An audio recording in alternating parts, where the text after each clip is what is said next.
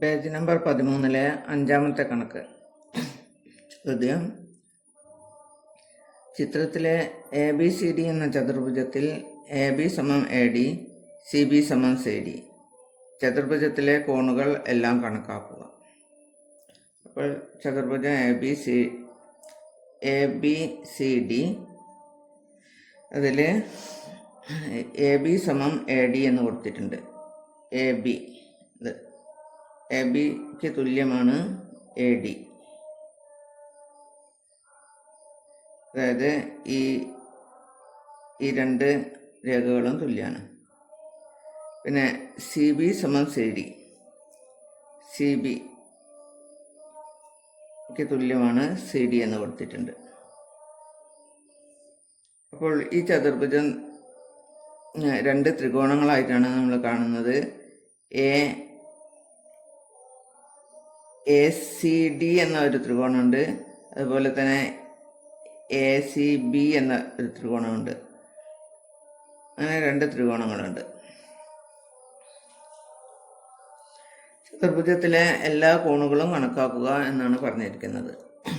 അപ്പോൾ ഈ രണ്ട് ത്രികോണങ്ങളും തുല്യ ത്രികോണങ്ങളാണോ എന്ന് നമുക്ക് ആദ്യം ഒന്ന് പരിശോധിച്ച് നോക്കാം. ഇവിടെ ഈ ADക്ക് തുല്യമാണ് AB എന്ന് പറഞ്ഞിട്ടുണ്ട്. അതുപോലെ CDക്ക് തുല്യമാണ് CB എന്നും പറഞ്ഞിട്ടുണ്ട്. അപ്പോൾ ഈ രണ്ട് വശങ്ങളും തുല്യമാണ്. ഈ രണ്ട് ത്രികോണങ്ങളുടെ ഈ രണ്ട് വശങ്ങളും ഈ വശത്തിന് തുല്യമാണ്. അതുപോലെ ഈ CD എന്ന വശം BC എന്ന വശത്തിന് തുല്യമാണ്. പിന്നെ മൂന്നാമത്തെ വശം AC തീർച്ചയായിട്ടും തുല്യമായിരിക്കും. അതിന് പൊതുവായ വശം, ഈ രണ്ട് ത്രികോണത്തിൻ്റെയും പൊതുവായ വശമാണ് AC. അപ്പോൾ മൂന്ന് വശങ്ങളും തുല്യമാണ്. മൂന്ന് വശങ്ങളും തുല്യമായ ത്രികോണം തുല്യ ത്രികോണങ്ങളാണ്. അപ്പം നമുക്കറിയാം, തുല്യ ത്രികോണങ്ങളുടെ തുല്യവശങ്ങൾക്ക് എതിരെയുള്ള കോണുകൾ തുല്യമായിരിക്കും. അത് വെച്ചിട്ടാണ് നമ്മൾ ഈ കണക്ക് ചെയ്യുന്നത്. ചതുർഭുജത്തിലെ കോണുകൾ എല്ലാം കണക്കാക്കുക എന്നാണ് പറഞ്ഞിരിക്കുന്നത്. അപ്പോൾ ഇവിടെ കോൺ CAD എന്ന കോണ് 30 ഡിഗ്രിയാണ്. CAD എന്ന കോണ് 30 ഡിഗ്രിയാണ്. ആ കോണ് ഏത് വശത്തിന് എതിരെയാണ് കിടക്കുന്നത്? അതായത് CD എന്ന വശത്തിന് എതിരെ കിടക്കുന്ന കോണാണ് കോൺ A. CD എന്ന വശത്തിന് എതിരെ കിടക്കുന്ന കോണാണ് കോൺ A. കോൺ A അല്ല, കോൺ CAD എന്ന് പറയാം. കോൺ CAD സമം 30. അത് CD എന്ന വശത്തിന് എതിരെ കിടക്കുന്ന കോണാണ്. അതുകൊണ്ട് ഈ CD എന്ന വശം ഏത് വശത്തിന് തുല്യമാണ്? BC എന്ന വശത്തിന് തുല്യമാണ്.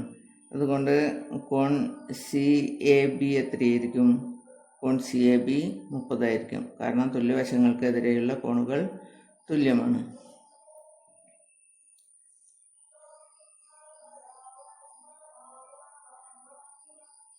നമുക്ക് എഴുതാം. വശം CD സമം BC എന്നോ CB എന്നോ എഴുതാം. BC എന്ന് എഴുതാം. വശം CD സമം,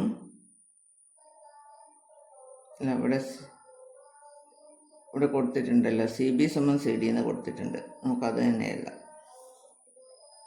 വശം CB സമം CD എന്ന് കൊടുത്തിട്ടുണ്ട്. അതായത് CB സമം CD. വശം CB സമം CD എന്ന് കൊടുത്തിട്ടുണ്ട്. അപ്പോൾ CDക്ക് എതിരെയുള്ള വശം 30 ആ കോണിൻ്റെ പേരെന്താണ്? CAD. കോൺ CAD സമം 30. അതിനാൽ കോൺ CAB സമം 30. കോൺ CAB സമം 30 ഡിഗ്രി. കാരണം എന്താണ്? തുല്യവശങ്ങൾക്ക് എതിരെയുള്ള കോണുകൾ തുല്യം. തുല്യവശങ്ങൾക്ക്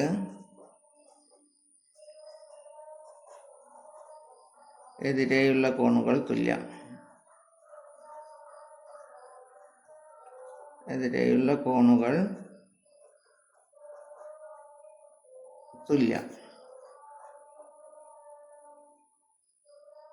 അപ്പോൾ നമ്മൾക്ക് ഇത് ഈ CAB = 30 എന്ന് കിട്ടി. CAB = 30.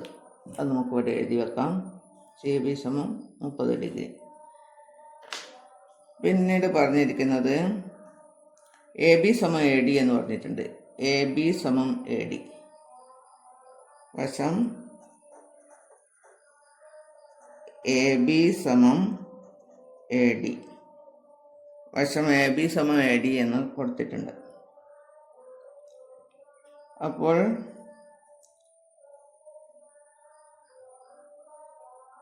ഈ AB എന്ന വശത്തിന് എതിരെയുള്ള കോണാണ് കോൺ 50 ഡിഗ്രിയാണ്. AB എന്ന വശത്തിന് എതിരെയുള്ള കോൺ 50 ഡിഗ്രിയാണ്. അപ്പോൾ എന്താണ്, AD എന്ന വശത്തിന് എതിരെയുള്ള കോൺ 50 ഡിഗ്രി ആയിരിക്കും.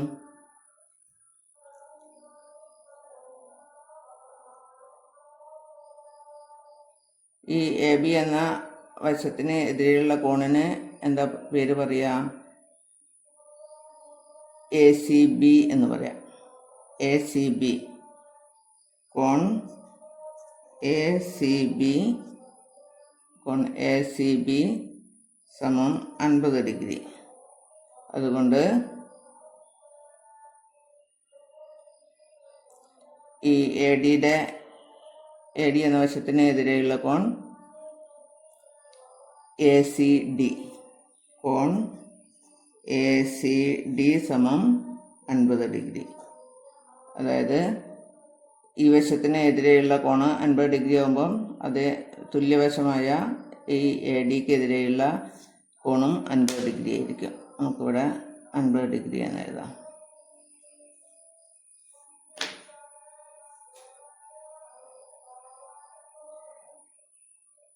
കാരണം എന്താണ് എഴുതുക? തുല്യവശങ്ങൾക്ക് എതിരെയുള്ള കോണുകൾ തുല്യം. തുല്യവശങ്ങൾക്ക്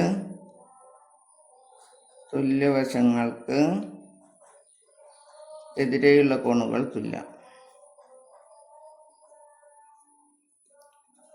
എതിരെയുള്ള കോണുകൾ തുല്യം. തുല്യ ത്രികോണങ്ങളിൽ തുല്യവശങ്ങൾക്ക് എതിരെയുള്ള കോണുകൾ തുല്യം എന്നാണ് ഉദ്ദേശിച്ചത്. പിന്നെ കോൺ ഡിയും കോൺ ബിയും തുല്യമായിരിക്കും. കാരണം എന്താണ്, AC എന്ന വശം പൊതുവായ വശമാണ്. രണ്ട് ത്രികോണങ്ങളുടെയും പൊതുവായ വശമാണ് AC. അപ്പോൾ കോൺ D = കോൺ B ആണ്. അത് എത്രയായിരിക്കും?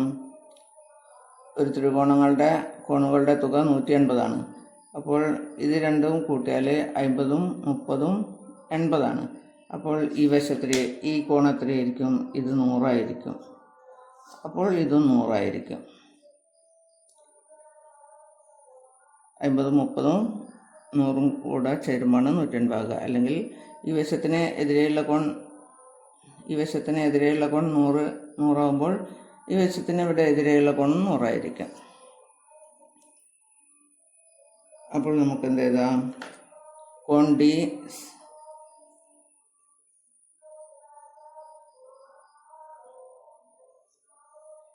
= 100.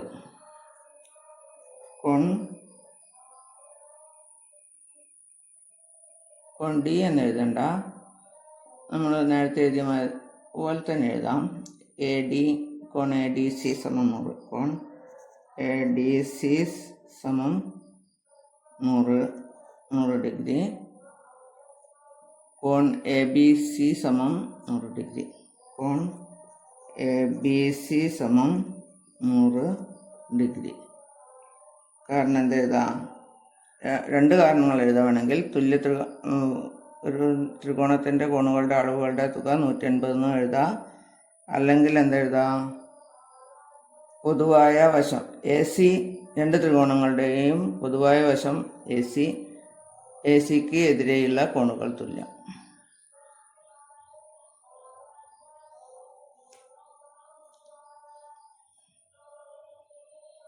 അങ്ങനെ രണ്ട് കാരണങ്ങൾ എഴുതാം. ഞാനിവിടെ എഴുതുന്നത് ഒരു ത്രികോണത്തിൻ്റെ കോണുകളുടെ അളവുകളുടെ തുക 180 എന്ന് എഴുതാം. ഒരു ത്രികോണത്തിൻ്റെ കോണുകളുടെ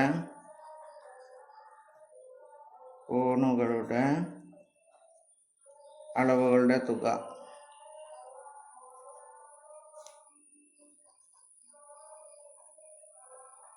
അളവുകളുടെ തുക 180 ഡിഗ്രി.